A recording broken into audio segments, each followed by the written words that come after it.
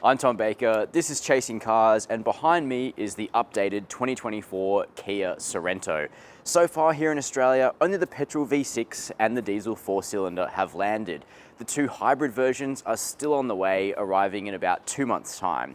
But today I'm going to focus on the most popular variant of all, which is the GT line diesel with all-wheel drive. That's what I've got here in this new color, volcanic sand brown. I think it's quite a handsome design, if a little bit fussier than the pre-facelift version of this car, but the Sorento has been improved in meaningful ways for this year. In this video, I'm going to let you know what they are, and I'm also going to give you my advice about whether or not you should buy this vehicle and in what trim. But before we get started, hit subscribe below. Chasing Cars, honest reviews of your next car.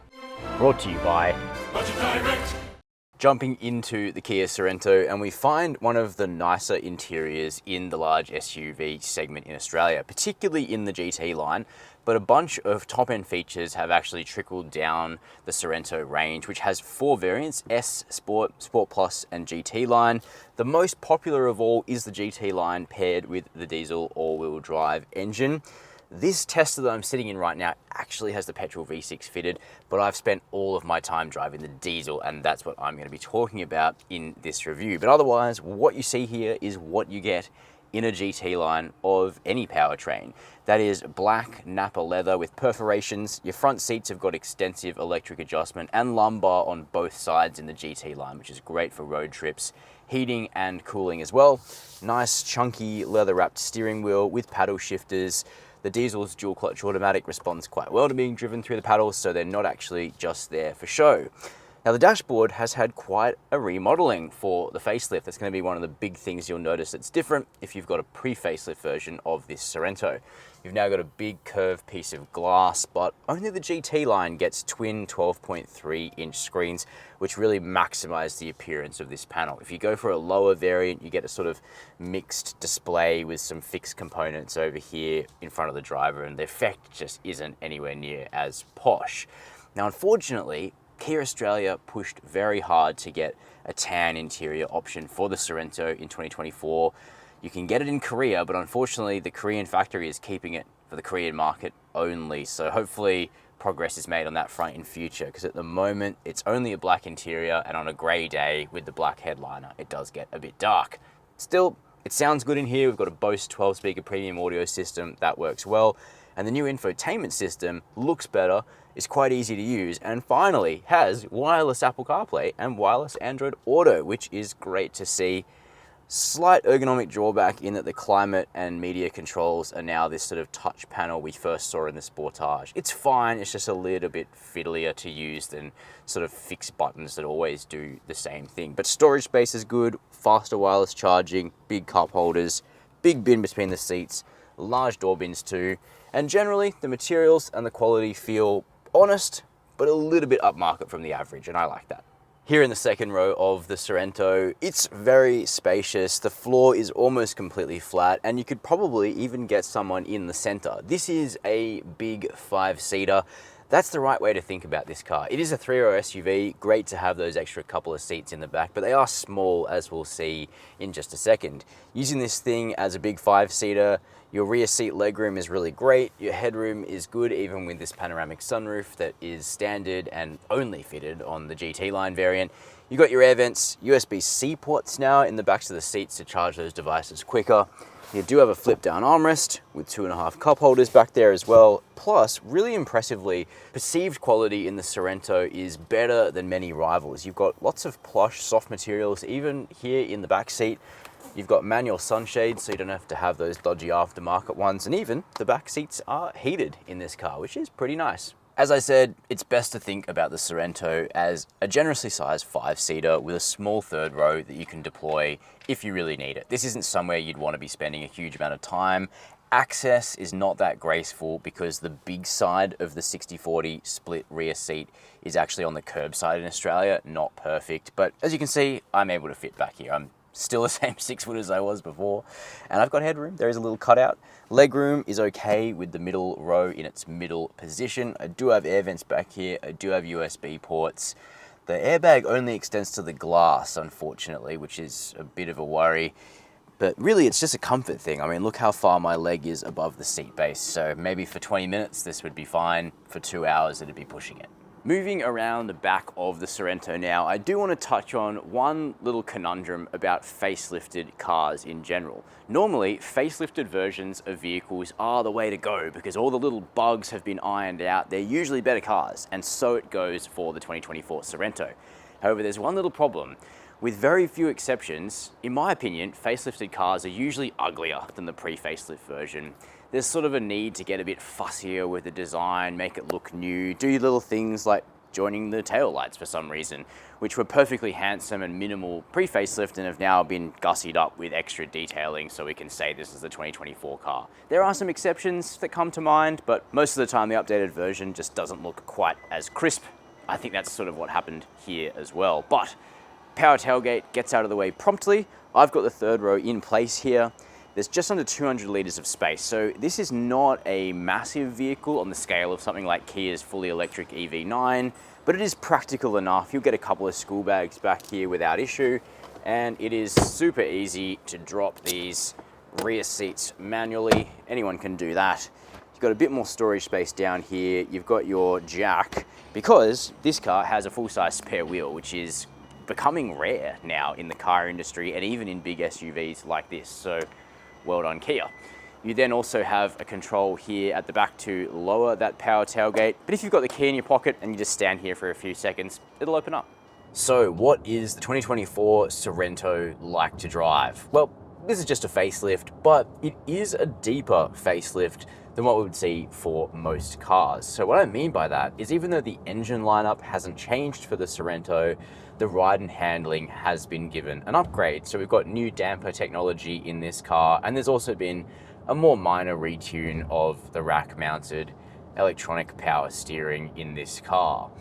But I want to start with the engines because there is a very broad lineup when it comes to buying a Sorento. The cheapest is a front-wheel drive 3.5 litre petrol V6, which is a grunty unit. It is the most affordable. It sounds pretty good when revved out, but it's also fairly thirsty.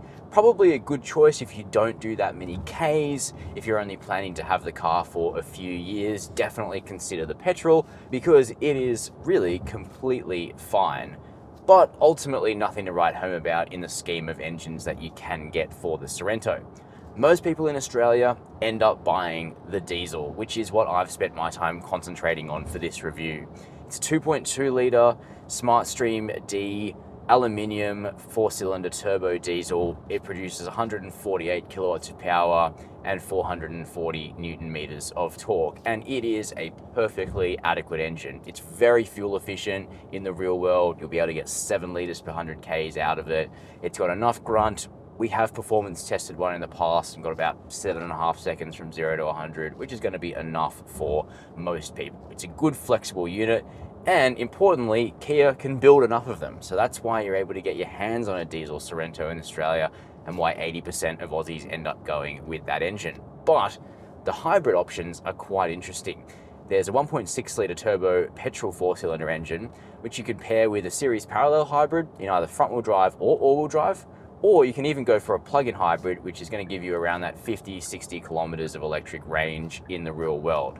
But supply of the hybrids is very tight. It is hard to get your hands on one. Kia thinks that will gradually improve to the point where you won't have to wait quite as long to get a hybrid in this car. And I think it might be worth waiting for them. Because when the facelift was being retuned, the hybrids really got the best attention for the rejig of the suspension. The mills that were used for the testing of the new suspension were the updated facelifted car in the case of the hybrids, but the petrols and diesels actually had to be tuned kind of with new suspension hardware put into pre-facelift versions, which doesn't yield quite as perfect a result in terms of tuning. That being said, the ride quality of the Sorento with either the petrol or the diesel is still pretty good. I would say it's a little bit to the firmer side of the average in this segment. What Kia seems to have been targeting is really good body control and road holding, which is certainly the case, particularly in the diesel where tuning was done on a GT line specification. So everything feels really quite in sync.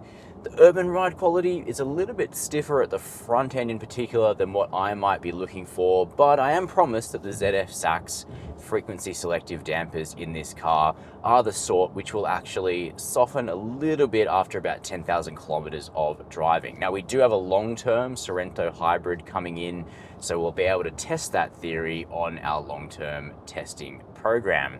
Now, the trade-off for that slightly stiffer ride than some is that this car is incredibly competent on bumpy, windy country roads. It is so well damped. It's so capable at absorbing big hits without bottoming out, without getting thrown off your desired course in the corners. It is quite sporty to drive at speed, more similar to something like a Skoda Kodiaq than a Toyota Kluger, which I would say is more biased towards comfort than the Kia Sorento. Now, in terms of the steering, there has been a minor retune. It didn't need that much work.